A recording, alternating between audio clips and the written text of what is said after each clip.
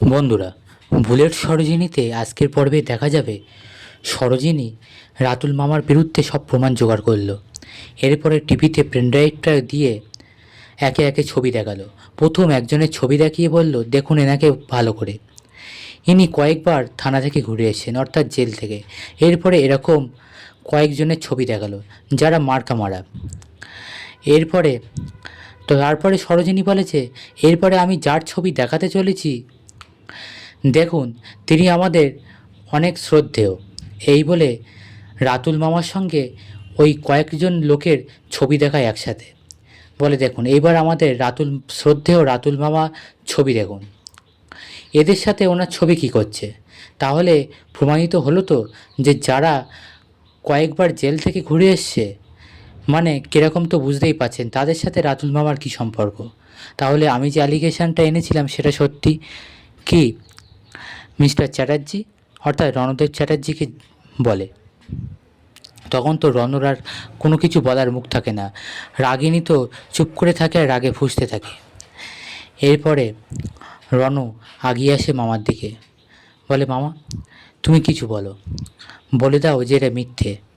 তখন সরোজিনী বলে, হ্যাঁ মামা, তোমার নিজের সপক্ষে কী যুক্তি আছে বলো দেখি।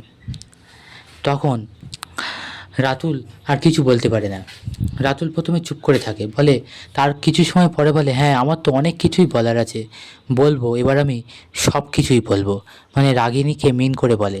আর রাগিনী তো মনে মনে ভয়ও পায়, ও কি আমার নাম। এরপরে রাগিনী বলে যে ও যদি আমার নাম বলে দেয় তাহলে আমিও ওকে ছাড়বো না।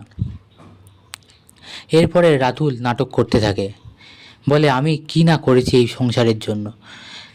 আমি যাকে ছোট থেকে বড় করেছি, মানে রণকে বলে, ছোটোবেলা থেকে মানুষ করেছি, সেই ভাগ্নে এখন আমার কাছে প্রমাণ চাচ্ছে, এই বলে নাটক শুরু করে। তখন সরোজিনী বলে, মামা তুমি তো সেই আসল পয়েন্ট থেকে সরে যাচ্ছ, সেই গোল গোল করে একই জায়গাতেই ঘুরছো, তুমি আসল কথা বলো, তোমার সাপেক্ষে কী যুক্তি আছে।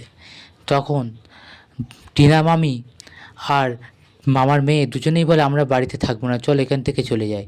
তখন রাতুলে বলে, হ্যাঁ চলো, এখানে এত অপমান আর ভালো লাগছে না। তখন সরোজিনী বলে, দাঁড়াও মামা, চলে গেলে তো হবে না, তোমাকে তো নিজের সাপেক্ষে যুক্তি দিতে হবে, নয় বলে যাও যে তুমি সত্যি এগুলোর সাথে যুক্ত।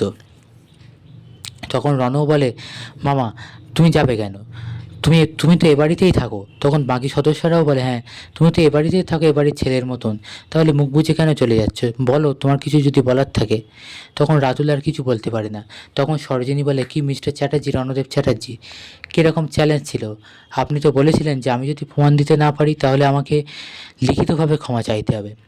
তাহলে এবার তো আপনাকে আমার কাছে লিখিতভাবে ক্ষমা চাইতে হবে। এরপরে খাতা পেন নিয়ে রণদেবের কাছে যায় আর বলে, আমার কাছে ক্ষমা চাবেন, তাও লিখিতভাবে। বন্ধুরা, এর পরবর্তী এপিসোডটা আরও আকর্ষণীয় হতে চলেছে, তাই পরবর্তী ডিটেলস পেতে অবশ্যই আমাদের সঙ্গে থাকুন আর চ্যানেলটিকে সাবস্ক্রাইব করুন।